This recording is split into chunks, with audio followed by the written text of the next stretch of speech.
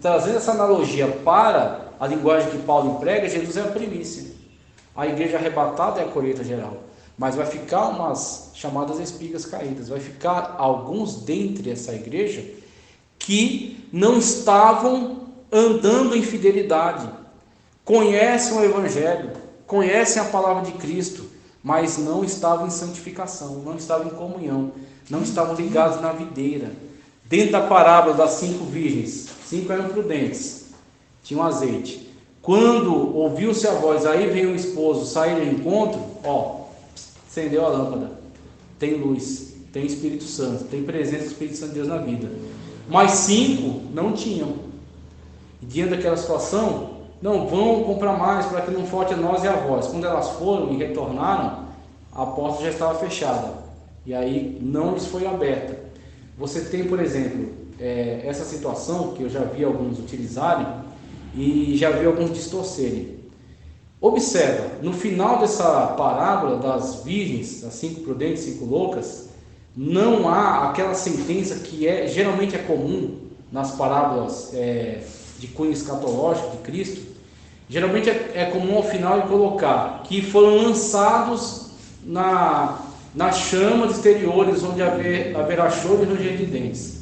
A situação daquele homem que entra na festa sem estar adequadamente vestido, ele é jogado no fogo, tá? Atai de pés e mãos, lançai nas trevas exteriores, onde haverá choro e ranger de dentes. É dito em relação a ele. Mas em relação às 5 virgens loucas, que não tinham azeite na lâmpada, na ocasião, não tem essa sentença final. Eu achei muito interessante isso. O fato de não ter essa sentença, descrevendo que elas tenham sido lançadas nas trevas exteriores, onde haverá choro e ranger de dentes. Não é uma certeza, não está definido que esse será o destino delas, ok? Diferentemente de outras ocasiões, né, em que Cristo emprega essa sentença. E aí, olhando para isso, olhando para essa situação, e olhando também para algumas distorções, por exemplo, um importante pastor pós-tribulacionista, a quem eu respeito muito inclusive, ele tem feito afirmações dizendo que aqueles que defendem um arrebatamento pré-tribulacional, que é o que defendemos, antes da grande tribulação, eles na verdade estão com isso misturando a sua interpretação, né, de arrebatamento pré-tribulacional com aquela situação na qual aqueles que forem arrebatados, e aí a analogia que ele faz essa analogia e atribui a nós, diz que a gente que usa isso. Ele diz, olha, aqueles que foram arrebatados são como aquelas ovelhas que Jesus separa dos bodes. Lembra dessa parábola? Que ele ao final diz que naquele grande dia se assentará para julgar, tá? E ele separará as ovelhas dos bodes. As ovelhas vão ser introduzidas no reino e os bodes lançados nas trevas exteriores, onde haverá choro e ranger de dentes. E ele diz, olha, acaba sendo essa situação. Aqueles que são arrebatados são as ovelhas. Aqueles que ficam são os bodes, lançados nas trevas exteriores. Essa conclusão não é nossa. Nenhum pré-tribulacionista chega a essa conclusão. Por quê? Aqueles que ficam do arrebatamento, e aí é uma abordagem que nós fazemos a partir dessas perspectivas, a partir desses textos, serão aqueles que serão posteriormente visualizados em Apocalipse no 5º selo, que vem o quê? Da grande tribulação. Então é a situação na qual aqueles integrantes da igreja que não estavam em comunhão com Cristo e com isso não foram arrebatados porque estavam desligados da videira, não tinham azeite, né, na botija, não estavam em comunhão com ele, ficaram do arrebatamento, mas são conhecedores, conhecem a palavra, conhecem a Bíblia, pelo menos superficialmente, sabe o que é a pregação acerca de escatologia, o que é uma palestra, tem algumas informações, mesmo que esparsas, e saberão que a partir de agora estarão participando de um período de grande tribulação, na qual a perseguição que já está se engendrando, não sei se você tem percebido, a perseguição que já está se engendrando pelo mundo será efetivamente realizada com a liberação dos selos, tá? E aquelas sentenças que serão aplicadas. Então você tem o cavalo branco, que é o anticristo, os demais 3 cavaleiros, que aí vem pesadas sentenças de perseguição sobre esses que ficarem, tá? E outros eventos que se desenrolarão, como trombetas e taças, que cairão sobre aqueles que ficaram, tá certo? E que são alvo agora da ira do Cordeiro. Então você tem essa situação na qual, até o 5º selo, quando o 5º selo é aberto, após os cavaleiros, você tem uma multidão com vestes brancas, palmas nas mãos, e clamando a Deus por vingança, né, contra aqueles que derramaram o seu sangue sobre a terra. E aí, a esses é dito que descansem, até que se complete o número dos santos, que haverão de ser mortos. Então, acredito, baseado nesses textos, que estamos olhando para aqueles que, tendo ficado do arrebatamento, enfrentarão períodos tribulacionais, serão perseguidos, serão coagidos a aceitar o sinal da besta, o sinal do anticristo. E não me pergunte se vai ser um selo, se vai ser um carimbo, se vai ser um desenho, se vai ser um chip, isso pouco importa, vai ser imposto. E aquele que não aceitar está fora do sistema.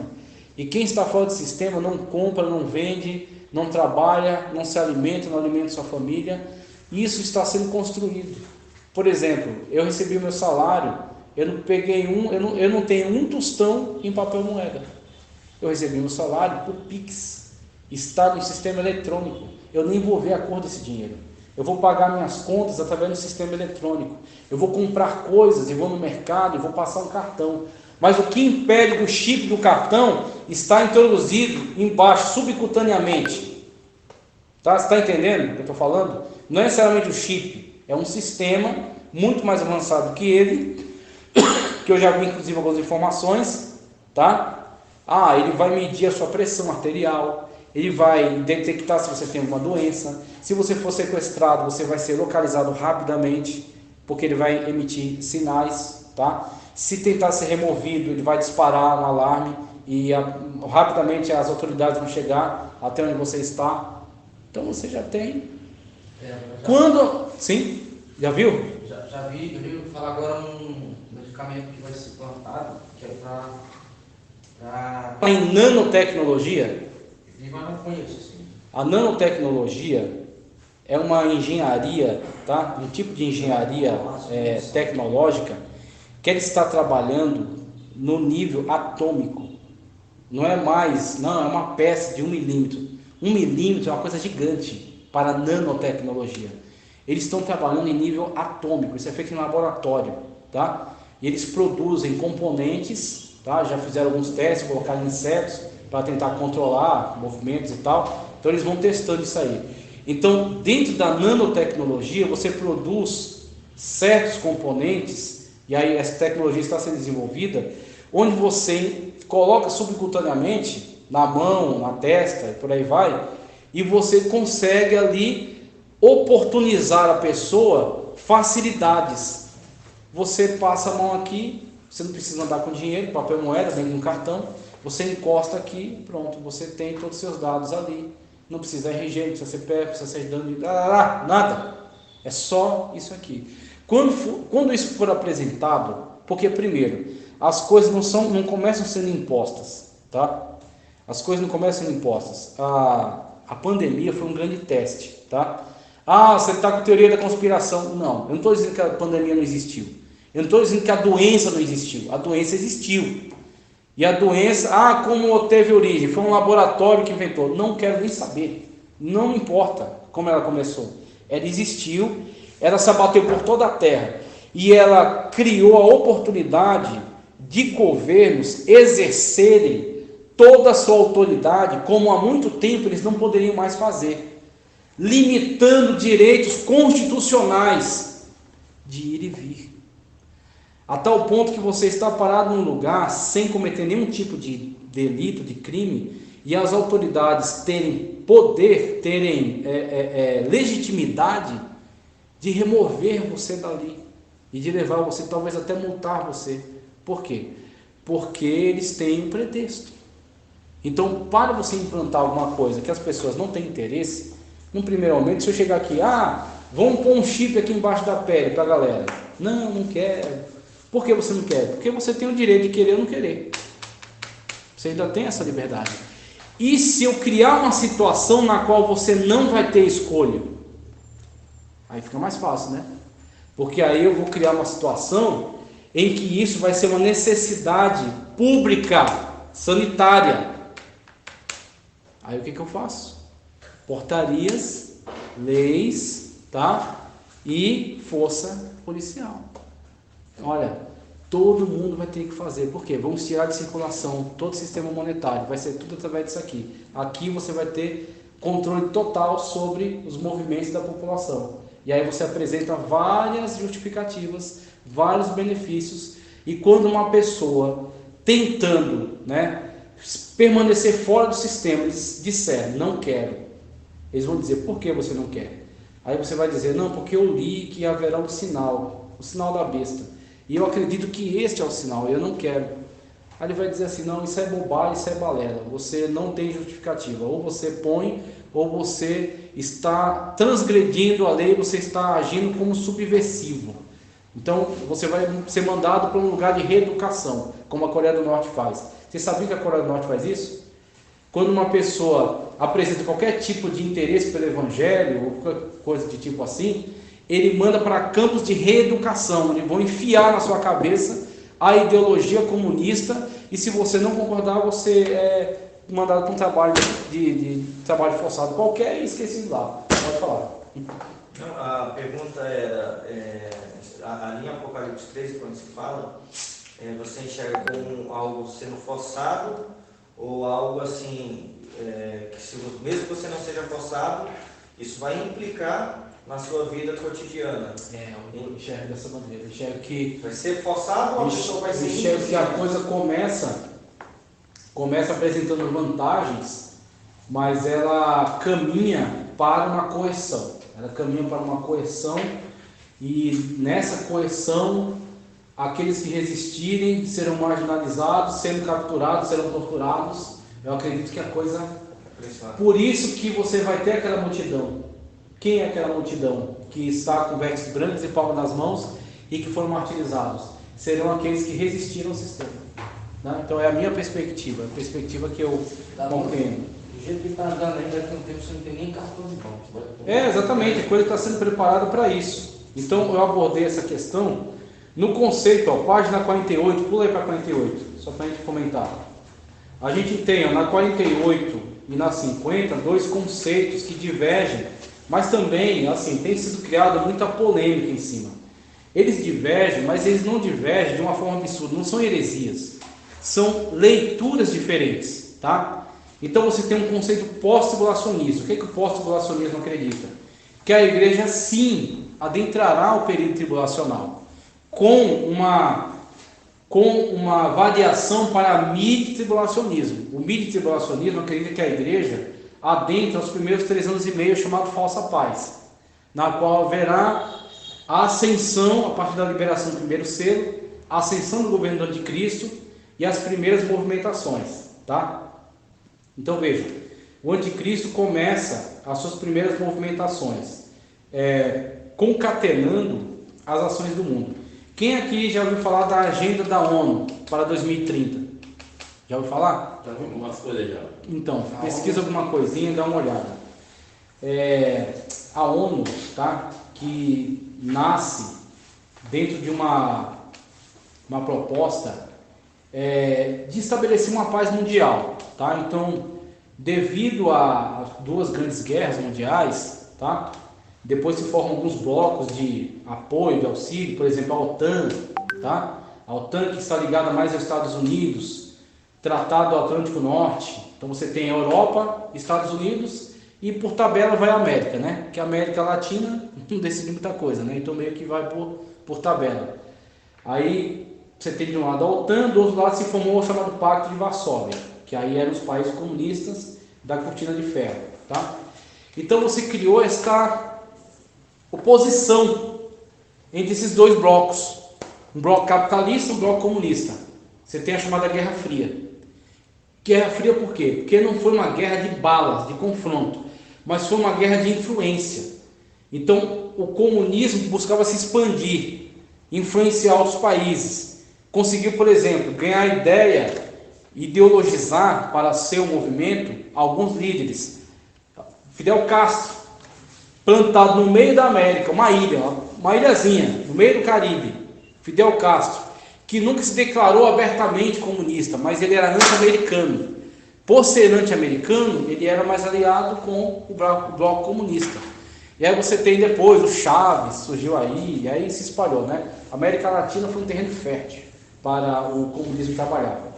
Então você tinha esses blocos que se enfrentaram indiretamente. Por exemplo, no Vietnã, o comunismo apoiou o Vietnã do Norte e o capitalismo, os Estados Unidos, apoiou o Vietnã do Sul. Tá? Coreia, mesma coisa. Era uma coisa só, a Península da Coreia, rachou. Coreia do Norte, comunista. Coreia do Sul, capitalista. Então, em diversos lugares, eles se enfrentaram indiretamente, fornecendo homens e armas. Tá? E o que acontece? Criou essa tensão. E aí, posteriormente a isso, nasce o que? A ONU, tentando organizar os países e desfazer essa tensão, desfazer essa animosidade, tá? Até que o comunismo foi apodrecendo de dentro para fora, porque a proposta comunista é uma utopia, ela não funciona, então os estados comunistas foram falindo, até que cai o muro de Berlim, né? Então você tem ali o grande exemplo, né? O Gorbachev promove uma mudança, uma democratização, acaba a União Soviética, vem a Rússia. Aí o que acontece? Com o fim da União Soviética, aqueles pensadores soviéticos vão migrar para onde? Para a ONU. E a mentalidade dos pensadores comunistas já era internacionalista desde o princípio. Essa ideia internacionalista tem fonte comunista, porque eles tinham esta proposta de revolução mundial. Uns tentaram a revolução pela bala, que foi o Lenin, fez a revolução na Rússia. Marx pensava na revolução pela economia. Antônio Gramsci pensou na revolução pela cultura, tá? E algumas linhas, se eu não me engano, Trotsky pensava numa revolução mais internacionalista, unir os países em torno desse propósito, de tal modo que quando você tivesse muitas lideranças, isso seria inevitável. Então ganhar pela internacionalização, tornar o negócio um interesse mundial, internacional. Muitas dessas mentes migraram para a ONU. E aí a ONU recebeu de braços abertos para quê? Para desfazer aquela animosidade, desfazer aquelas intrigas, aqueles embates. E aí essa mentalidade internacionalista, ela passa a fazer parte da ONU. Se você pegar a Constituição da ONU, ela é muito semelhante à Constituição da União Soviética. Ok? Então você vê aquelas ideias, para onde elas foram? Para cá, para a ONU. E começaram a ser propagadas pelo mundo com outra roupa. É que nem você pegar um cara de ideologia, uma ideologia marxista, comunista qualquer, não, agora a nossa bandeira não é mais vermelha, agora é azul. Mudou a cor da bandeira. Alguns vão se confundir, falam, não, o comunista geralmente é vermelho. E esse cara está de azul, o cara já vai enganar alguns. Mas quem começar a ouvir o seu discurso e entender o que é o comunismo, vai falar, ah não, é o mesmo comunista, só está com outra cor. Então essa é a questão. A ONU, ela promove esse movimento de quebra das soberanias nacionais, internacionalização.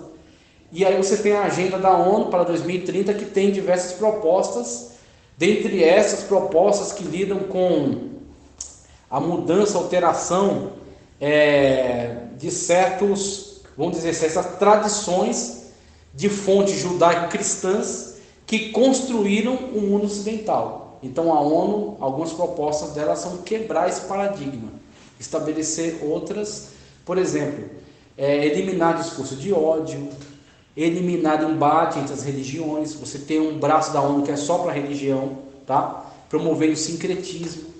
Você tem outras promovendo diversas bandeiras, por exemplo, bandeiras ligadas a movimentos LGBTQIA+, tá? Então promovendo o que? A aceitação total disso. Você não pode criticar, você não pode se opor, você não pode ser contra, impondo para você. Se você se opõe, você é o quê? Homofóbico. Se você tem uma opinião divergente, o que você é? Você tem discurso de ódio.